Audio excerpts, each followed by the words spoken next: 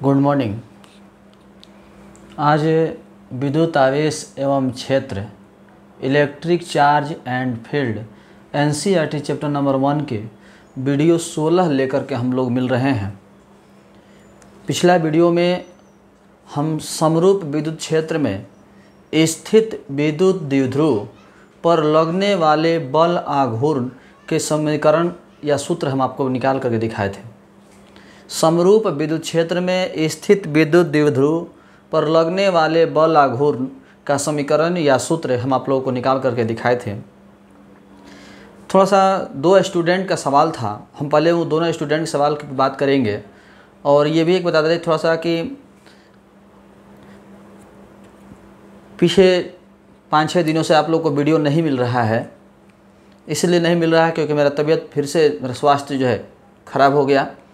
उधर मुझे लगा कि स्वास्थ्य ठीक है तो हम जो है लगातार वीडियो बनाने लगे और साथ ही साथ हम आपको लाइव क्लास के बारे में भी बता दिए थे, लेकिन वो मेरी गलतफहमी थी। मेरा स्वास्थ्य अभी सही नहीं हुआ है तो इसी फिर से स्वास्थ्य ख़राब हो गया, इसीलिए जो है हम आप लोग को वीडियो नहीं बना के दिए और लाइव क्लास के बारे में भी नहीं बताएं। लाइव क्लास जब मेरा स्वास्थ्य सही हो जाएगा तो हम आपको फिर से बताएंगे कि लाइव क्लास कब से स्टार्ट होगा। अभी हम आपको वीडियो के माध्यम से ही बताएंगे। वीडियो भी लगातार नहीं मिलेगा, जिस दिन मेरा स्वास्थ्य सही रहेगा हम आपको वीडियो बना के देंगे। इसके अलावा हम पॉइंट पर आते हैं। दो स्टूडेंट का सवाल था, याद होगा हम आपको बताए थे कि समरूप विद्युत क्षेत्र में यदि द्विध्रुव है तो उस पर केवल बल आघूर्ण लगता है, बल नहीं लगता है, बल शून्य होता है, परिणामी बल शून्य होता है। समरूप विद्युत क्षेत्र में परिणामी बल शून्य होता है और बल आघूर्ण लगता है। और असमरूप विद्युत क्षेत्र में बताए थे, बहुत अच्छा सवाल था स्टूडेंट का, आप लोग भी सवाल पर क्लियर करेंगे, सवाल पर ध्यान दीजिएगा। और असमरूप विद्युत क्षेत्र में रखा जाए तो उसमें बल और बल आघूर्ण दोनों लगता है, बल भी लगता है और बल आघूर्ण भी लगता है। तो स्टूडेंट का सवाल था कि सर असमरूप विद्युत क्षेत्र में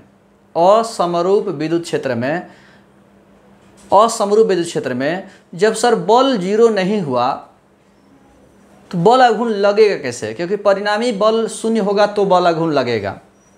स्टूडेंट का सवाल था कि सर दो बराबर एवं विपरीत बल लगते हैं तो वहाँ बल आघूर्ण उत्पन्न होता है, क्यों? क्योंकि परिणामी बल 0 हो जाता है। दो बराबर एवं विपरीत, तो असमरूप विद्युत क्षेत्र में जब दो बराबर एवं विपरीत नहीं हुआ तभी न परिणामी बल बचा है। असमरूप विद्युत क्षेत्र में दो बराबर एवं विपरीत बल नहीं लगा तभी परिणामी बल बचा है। तो जब परिणामी बल बच गया, दो बराबर एवं विपरीत बल नहीं लगा तो बल आघूर्ण हुआ कैसे? उनका सवाल यही था। सर आप लोग अभी नहीं समझ पाए हो, थोड़ा सा समझने की कोशिश करिएगा। जैसे ये समरूप विद्युत क्षेत्र है तो 10 न्यूटन इधर भी बल लगा और 10 न्यूटन इधर भी, तो परिणामी बल 0 हो गया, लेकिन यहाँ पर बल आघूर्ण लगेगा, यहाँ पर बल आघूर्ण उत्पन्न हो गया। अब हम असमरूप विद्युत क्षेत्र की बात करें तो इधर हो गया 10 न्यूटन और इधर हो गया 12 न्यूटन असमरूप में, तो यहाँ पर परिणामी बल हुआ 2 न्यूटन, परिणामी बल 2 न्यूटन। तो यहाँ पर बल आघूर्ण सर कैसे लगा?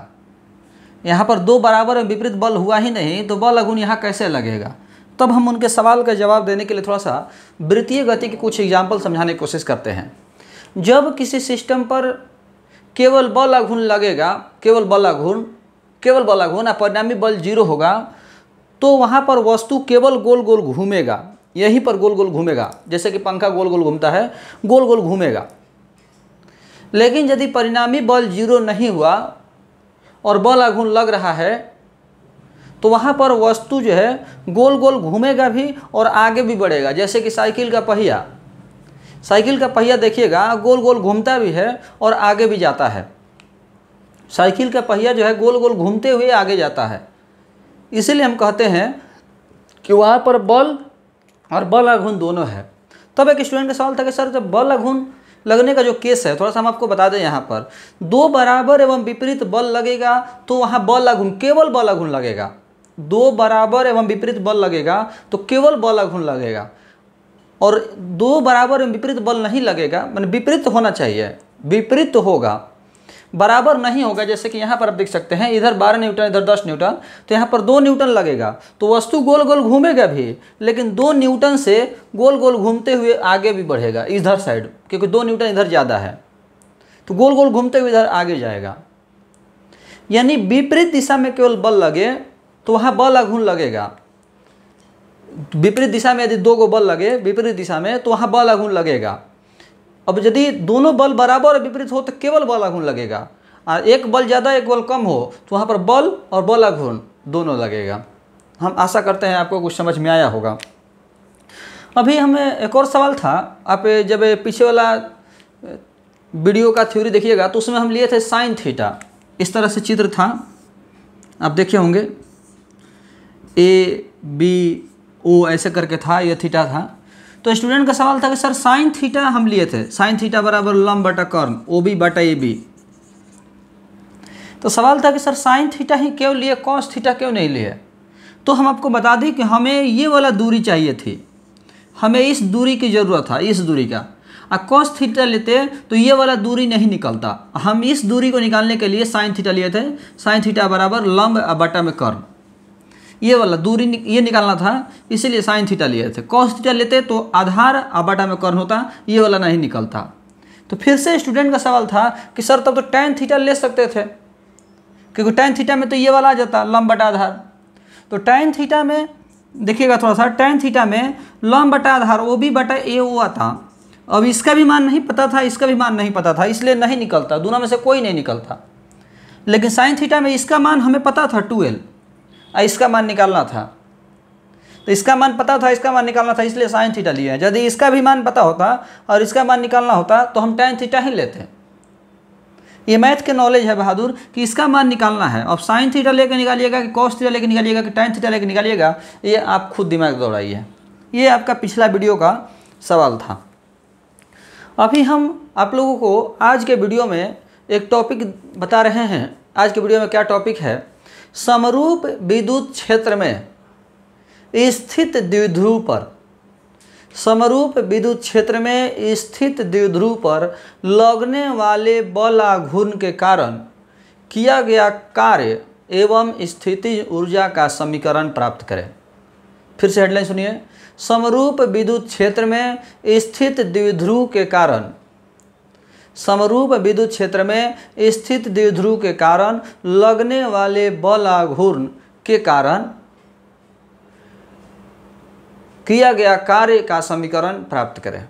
समरूप विद्युत क्षेत्र में स्थित द्विध्रुव के कारण, स्थित द्विध्रुव पर लगने वाले बल आघूर्ण के कारण किया गया कार्य का समीकरण प्राप्त करें। यही हमारा हेडलाइन है, हम इस हेडलाइन को ध्यान दीजिएगा, देखते हैं। अच्छा, एक और बात था आप लोगों को शेयर करने का कि बहुत से बच्चों का कमेंट था कि सर YouTube पर ही लाइव क्लास पढ़ाइए, YouTube पर ही लाइव क्लास आप पढ़ाइए। तो YouTube पर लाइव क्लास पढ़ाने से एक नुकसान आप लोगों का है। नुकसान क्या है हम आपको बता देते हैं।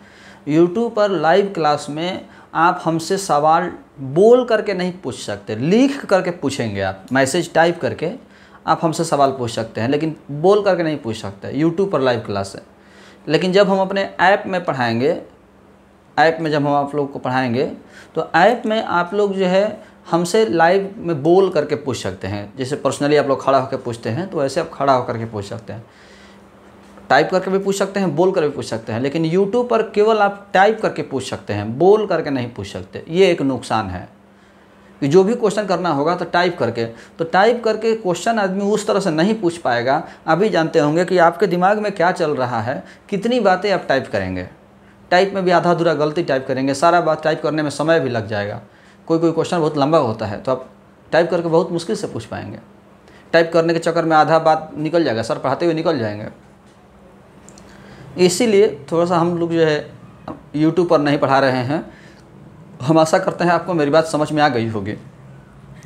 यहाँ पर हमारा हेडलाइन है कि समरूप विद्युत क्षेत्र में स्थित विद्युत द्विध्रुव पर लगने वाले बल आघूर्ण के कारण किया गया कार्य का समीकरण प्राप्त करें। तब हम इस हेडलाइन को आगे बढ़ाते हैं। चूँकि हम जानते हैं कि जब किसी बिंदु पर, चूंकि हम जानते हैं कि जब किसी बिंदु पर बल आघूर्ण लगता है तो कार्य संपन्न होता है। किसी भी बिंदु पर यदि बल आघूर्ण लगेगा तो कार्य संपन्न होगा। इस कार्य का सूत्र कितना होगा? तो कार्य बराबर बल आघूर्ण गुना कोणीय विस्थापन। किसी भी बिंदु पर यदि बल आघूर्ण लगेगा तो कार्य संपन्न होगा। किसी भी बिंदु पर यदि बल आघूर्ण लगेगा तो कार्य संपन्न होगा। और कार्य का सूत्र कितना होगा? तो कार्य बराबर बल आघूर्ण गुना कोणीय विस्थापन। अब कुछ लोग को सवाल आ सकता है कि सर ये सूत्र कहाँ से मिला? तो कार्य बराबर बल गुना विस्थापन। अब बल आघूर्ण है तो कोणीय विस्थापन, बल लगेगा तो रेखीय विस्थापन होता है, अब बल आघूर्ण लगेगा तो कोणीय विस्थापन होता है। अभी आप पिछला वीडियो में देखे थे कि जब किसी विद्युत द्विध्रुव को, जब किसी विद्युत द्विध्रुव को समरूप विद्युत क्षेत्र में रखा जाता है तो द्विध्रुव पर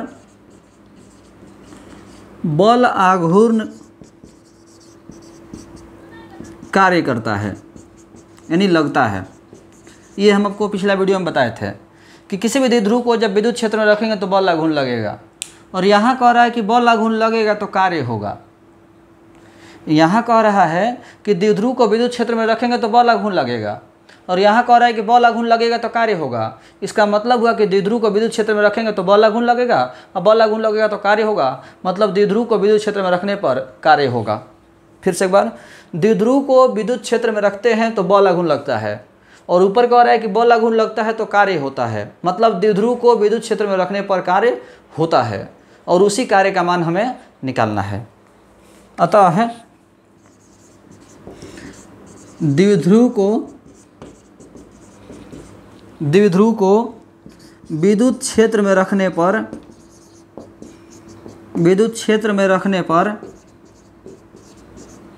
कार्य संपन्न होता है, जिसका मान हमें ज्ञात करना है। यह हमारा थ्योरी हो गया कि कहाँ से कार्य लगेगा।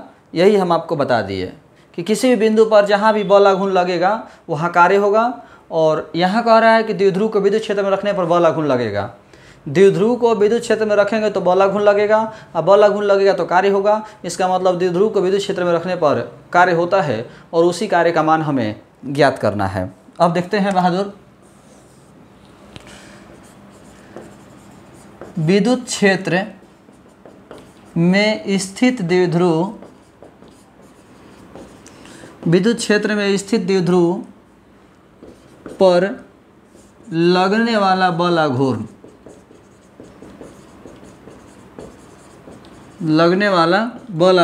बराबर टाउ, और टाउ बराबर पी ई साइन थीटा, जैसा कि हम आपको पिछला वीडियो में बताए थे।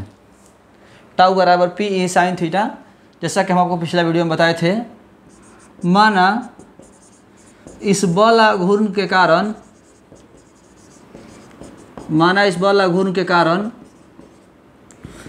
छोटा कोणीय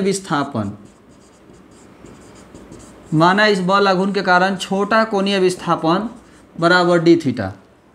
हमने मान लिया कि इस बल आघूर्ण के कारण छोटा सा कोणीय विस्थापन कितना है? डी थीटा है। इसलिए किया गया छोटा कार्य,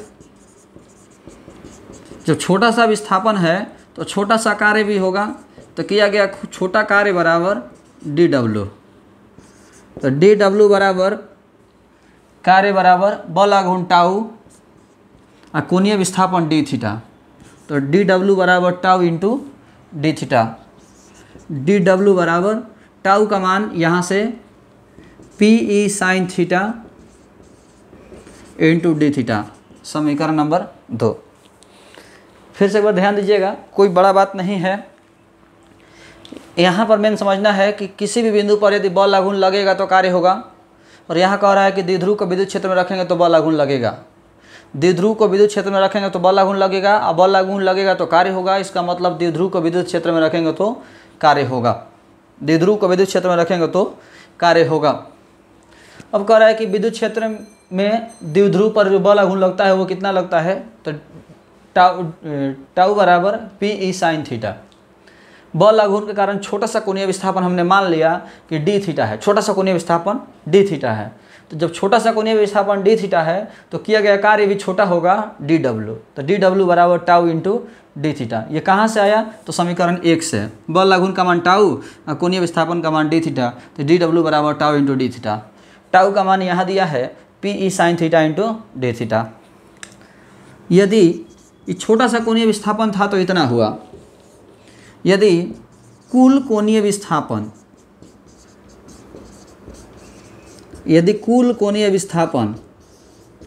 थीटा 1 से थीटा 2 हो तो किया गया कुल कार्य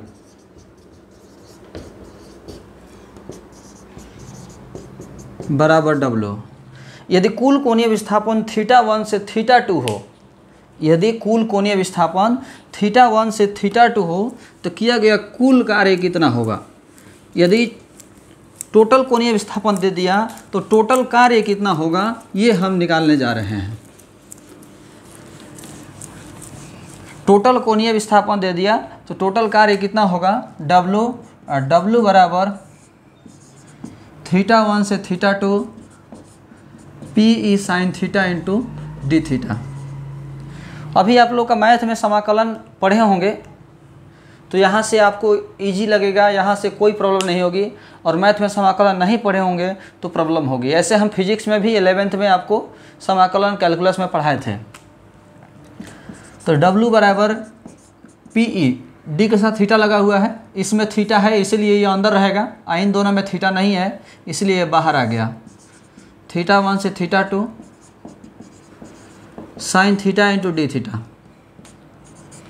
W बराबर पी ई, साइन थीटा का समाकलन होता है माइनस कॉस थीटा, थीटा 1 से थीटा 2। W बराबर माइनस को बाहर ले लीजिए, minus P E cos theta, theta 1 से थीटा 2। W बराबर माइनस पी ई। रूल कहता है कि D के साथ जो भी लगा है, तो D के साथ क्या लगा है, थीटा। थीटा के जगह पर पहले ऊपर वाला और माइनस का चिन्ह नीचे वाला, तो थीटा के जगह पर पहले ऊपर वाला रखेंगे तो कॉस थीटा 2 हो गया, माइनस फिर से थीटा के जगह पर नीचे वाला रखेंगे तो कॉस थीटा 1 हो गया। ये जो ब्रैकेट के बाहर माइनस है उसको अंदर ले जाकर गुना करा दीजिए। W बराबर P E cos theta 1 minus cos theta 2, समीकरण नंबर 3। यह हमारा समरूप विद्युत क्षेत्र में स्थित द्विध्रुव पर लगने वाले बल आघूर्ण के कारण किया गया कार्य का सामान्य सूत्र हुआ, जनरल फार्मूला हुआ। जो आप देख रहे हो, समरूप विद्युत क्षेत्र में स्थित द्विध्रुव पर लगने वाले बल आघूर्ण के कारण किया गया कार्य का सामान्य सूत्र हुआ, जनरल फार्मूला हुआ। ये मैथ का चीज़ है केवल, कोई बड़ी बात नहीं है। अब हम इसके आगे यदि बढ़ाने की कोशिश करें, चूँकि हम लोग को सामान्य सूत्र नहीं पढ़ना है तो आगे बढ़ाएंगे। जब theta 1 equal to 0 degree, theta 2 equal to theta, जब theta 1 equal to 0 degree, theta 2 equal to theta, समीकरण 3 से थीटा 1 का जगह पर 0 डिग्री रखेंगे और थीटा 2 का जगह पर थीटा रखेंगे तो क्या आएगा, तो W बराबर P E cos 0 degree minus cos theta. W बराबर पी कॉस थीटा 1 की जगह पर 0 डिग्री माइनस कॉस थीटा। तो W बराबर पी ई कॉस 0 डिग्री का मान 1 होता है माइनस कॉस थीटा, समीकरण नंबर 4। ये आपका समरूप विद्युत क्षेत्र में स्थित द्विध्रुव पर लगने वाले बल आघूर्ण के कारण किया गया कार्य का समीकरण है, जो कि सामान्य स्थिति में है, जनरल कंडीशन में है। जब θ1 बराबर 90 degree, θ2 equal to θ1 equal to 90 degree, θ2 equal to θ। तो यहाँ पर हम कहाँ गया, यहाँ पर समीकरण 3 से θ1 बराबर 90 डिग्री और θ2 की जगह पर θ रखेंगे तो W बराबर PE cos 90 degree minus cos θ। W बराबर PE cos 90 डिग्री का मान 0 माइनस cos θ। तो W बराबर माइनस PE cos θ। W बराबर माइनस PE cos θ। ये केवल कैलकुलेशन है, ध्यान दीजिएगा।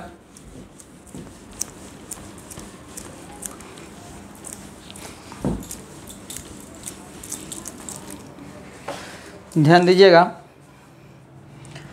जब θ1 बराबर 90 डिग्री, θ2 बराबर θ, तो इस स्थिति में कोई कार्य संपन्न नहीं होता है, कोई कार्य संपन्न नहीं होता है। कह रहा है कि जब θ1 बराबर 90 डिग्री हो और θ2 बराबर θ हो तो इस स्थिति में कोई कार्य संपन्न नहीं होता है। जब कोई कार्य संपन्न नहीं होता है तो W का मान 0 आना चाहिए था। जब कोई कार्य संपन्न नहीं होता है तो W का मान 0 आना चाहिए था, लेकिन 0 नहीं है, यहाँ पर कुछ वैल्यू दिया हुआ है। तो आखिर ये वैल्यू क्या दिया हुआ है, माइनस में दिया हुआ है। W का वैल्यू माइनस में है और आपको बताना चाहें हम कि यदि कार्य का मान माइनस में आ जाए तो वह कार्य स्थितिज ऊर्जा होता है। यदि कार्य का मान माइनस में आ जाए तो वह कार्य स्थितिज ऊर्जा को इंडिकेट करता है। तो देखिएगा बहादुर, यह कार्य स्थितिज ऊर्जा के रूप में संचित होता है। माना स्थितिज ऊर्जा बराबर U, तो U बराबर हो जाएगा माइनस PE cos θ। U बराबर माइनस PE cos θ, ये समीकरण नंबर 5। इसको हम ऐसा भी लिख सकते हैं minus vector P dot vector E, क्योंकि आपको पता होगा A डॉट B बराबर AB cos θ होता है। A डॉट B बराबर AB cos θ, तो PE cos θ को हम P डॉट E भी लिख सकते हैं। ये हमारा स्थितिज ऊर्जा का समीकरण है। थोड़ा सा अब यहाँ पर हम आपको सूत्र के इस्तेमाल के बारे में बता दें। ये हमारा समरूप विद्युत क्षेत्र में स्थित द्विध्रुव पर लगने वाले बल आघूर्ण, समरूप विद्युत क्षेत्र में स्थित द्विध्रुव पर लगने वाले बल आघूर्ण के कारण किया गया कार्य का सामान्य समीकरण है, किया गया कार्य का सामान्य सूत्र है। समरूप विद्युत क्षेत्र में स्थित द्विध्रुव के कारण स्थित द्विध्रुव पर बल आघूर्ण के कारण लगने वाले बल आघूर्ण के कारण किया गया कार्य का सामान्य सूत्र है। ये सामान्य सूत्र है और ये आपका तब ही लगेगा जब θ1 बराबर 0 डिग्री या θ2 बराबर θ हो। इसको हम एक आसान तरीका से याद करा दें। यदि 2 गो θ दिया हो तो इस सूत्र का इस्तेमाल कीजिएगा, और सिंगल θ दिया हो तो इस सूत्र का इस्तेमाल कीजिएगा। 2 गो θ दिया हो क्वेश्चन में तो इस सूत्र का इस्तेमाल कीजिए, सिंगल θ दिया हो तो इस सूत्र का इस्तेमाल कीजिए। क्या मतलब हुआ सर? जैसे क्वेश्चन दे दिया कि द्विध्रुव को 30 डिग्री से 70 डिग्री विस्थापित करने में किया गया कार्य बताइए। 30 डिग्री से 70 डिग्री, तो 30 डिग्री से 70 डिग्री का मतलब हुआ कि θ1 बराबर 30 डिग्री हुआ और θ2 बराबर 70 डिग्री। तो θ1 का 30 और θ2 का मान 70 रखेंगे, सॉल्व कर देंगे, आंसर आ जाएगा। अब इसी क्वेश्चन को ऐसे पूछ देगा, मान लीजिए कि द्विध्रुव को 70 डिग्री विस्थापित करने में किया गया कार्य बताइए। 70 डिग्री, तो जब 70 डिग्री लिखा हुआ है यानी यहाँ पर ये नहीं बता रहा है कि कहाँ से कितना, तो वहाँ आपको मान के चलना होगा कि θ1 बराबर 0 डिग्री दिया हुआ है। यदि आपसे कोई कहे कि 5 किलोमीटर जाने में कितना समय लगेगा, तो 5 किलोमीटर का मतलब हुआ कि 0 से 5, वहाँ आपको मानना होगा कि शुरू वाला 0 ही है। लेकिन यदि कोई कहता है कि 3 किलोमीटर से 5 किलोमीटर जाने में कितना समय लगेगा, यानी 2 ही किलोमीटर की बात कर रहा है वो। बात को समझिए हम क्या कहना चाह रहे हैं। यदि 2 को θ दिया हो कि 40 डिग्री से 90 डिग्री विस्थापित करने में किया गया कार्य कितना होगा, तो ये सूत्र लगेगा। अब डायरेक्ट लिखा हुआ है कि 90 डिग्री विस्थापित करने में किया गया कार्य कितना होगा, तो वहाँ पर समझ लीजिए कि θ1 बराबर 0 डिग्री है, वहाँ पर ये सूत्र लगेगा। इसलिए हमने कहा कि 2 को थीटा दिया हो तो इस सूत्र का इस्तेमाल कीजिए, सिंगल थीटा दिया हो तो इस सूत्र का इस्तेमाल कीजिए। अब हम बात करेंगे स्थितिज ऊर्जा के बारे में। यदि कहीं भी कार्य का मान माइनस में आ जाए तो समझिए कि वो स्थितिज ऊर्जा है। यदि कहीं कार्य माइनस में आ जाए तो समझिए कि वो स्थितिज ऊर्जा है, वो स्थितिज ऊर्जा को इंडिकेट करता है। तो यहाँ पर हम देख पा रहे हैं कि यह कार्य जो है माइनस में आया है, इसलिए स्थितिज ऊर्जा है और यह हमारा स्थितिज ऊर्जा का सूत्र है। एग्जाम में यदि कार्य पूछेगा तो आप यहीं तक छोड़ दीजिएगा। यदि कार्य पूछेगा एग्जाम में तो यहीं तक छोड़िएगा, और स्थितिज ऊर्जा पूछेगा तो यहाँ तक आपको लाना होगा। एग्जाम में कार्य भी पूछा है और स्थितिज ऊर्जा भी पूछा है। यदि कार्य पूछेगा तो यहाँ तक ला कर छोड़िएगा, और स्थितिज ऊर्जा पूछेगा तो यहाँ तक ला कर छोड़िएगा। ये हमारा जो टॉपिक आपको बताएं कि समरूप विद्युत क्षेत्र में स्थित द्विध्रुव के कारण, स्थित द्विध्रुव पर लगने वाले बल आघूर्ण के कारण किया गया कार्य का समीकरण प्राप्त कीजिए, तो यहाँ तक होगा। समरूप विद्युत क्षेत्र में स्थित द्विध्रुव पर लगने वाले बल आघूर्ण के कारण स्थितिज ऊर्जा का संचित स्थितिज ऊर्जा का मान ज्ञात करें या समीकरण ज्ञात करें, तो यहाँ तक होगा। यह हमारा टॉपिक कंप्लीट हुआ। अभी यहाँ पर हम 2 गो छोटा छोटा नोट है, वो दोनों नोट की चर्चा कर दे रहे हैं। इसी के साथ हमारा टॉपिक ख़त्म हो जाएगा। तो पहले दोनों नोट देखेंगे, ध्यान दीजिएगा। चलिए ध्यान दीजिएगा। अभी हम U के बारे में जाने कि U बराबर minus P E cos theta. U बराबर minus P E cos theta आप पढ़े होंगे। जिस समीकरण में साइन थीटा और कॉस थीटा हो, उसमें साइन थीटा और कॉस थीटा का मान महत्तम रखने से समीकरण के मान महत्तम आता है और न्यूनतम रखने से समीकरण के मान न्यूनतम आता है। तो यहाँ पर कॉस थीटा दिया हुआ है। जब थीटा बराबर 0 डिग्री तो U बराबर minus P E cos 0 degree, U बराबर minus P E cos 0 degree का मान 1, तो U बराबर माइनस पी ई। अब आप ध्यान दीजिएगा, यहाँ पर कॉस थीटा का मान महत्तम रखे हैं 1। यहाँ पर कॉस थीटा का मान महत्तम रखे हैं 1।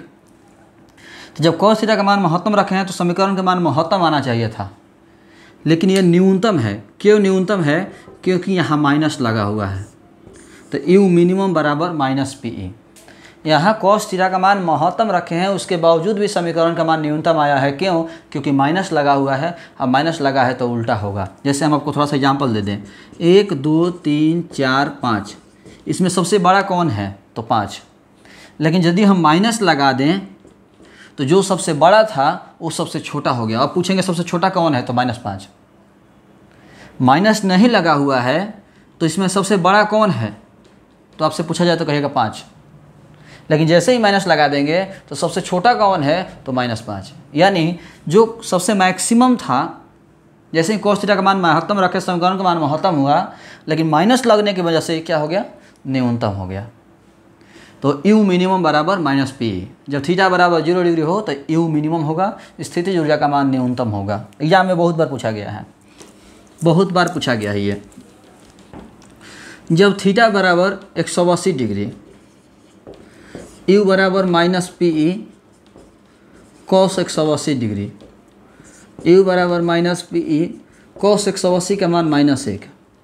अब यहाँ पर कॉस थीटा का मान हमने न्यूनतम रखा है -1। कॉस थीटा का मान हमने न्यूनतम रखा है, और कॉस थीटा का मान हम न्यूनतम रखेंगे तो समीकरण का मान भी न्यूनतम ही आएगा। लेकिन चूंकि माइनस लगा हुआ है तो जो मिनिमम होना चाहिए था वो अब मैक्सिमम हो जाएगा। अभी जस्ट हमने बताया कि उल्टा हो जाएगा, माइनस माइनस प्लस हो गया, तो जो मिनिमम था वो मैक्सिमम हो गया और जो मैक्सिमम था वो मिनिमम हो गया। क्यों? क्योंकि माइनस लगा हुआ है। तो स्थितिज ऊर्जा का मान महत्तम कब होगा? तो जब थीटा बराबर 180 डिग्री होगा। और स्थितिज ऊर्जा का मान न्यूनतम कब होगा? तो जब थीटा बराबर 0 डिग्री होगा। इस तरह से हमारा आज का टॉपिक समाप्त हुआ। यदि कहीं पर समझने में प्रॉब्लम होगा तो आप सवाल करिएगा, क्योंकि हम आज उस टॉपिक को इतना अच्छा तरीके से नहीं समझा पाए हैं। तो यदि कहीं पर प्रॉब्लम होगा तो आप बेझिझक सवाल करिएगा, मेरे व्हाट्सएप पर मैसेज कीजिएगा। फ़ोन तो हम अभी बंद ही रख रहे हैं, फिर से मेरा तबीयत ख़राब होने की वजह से, तो आप व्हाट्सएप पर हमारे पास मैसेज कर सकते हैं। तो आज के वीडियो में इतना ही, धन्यवाद।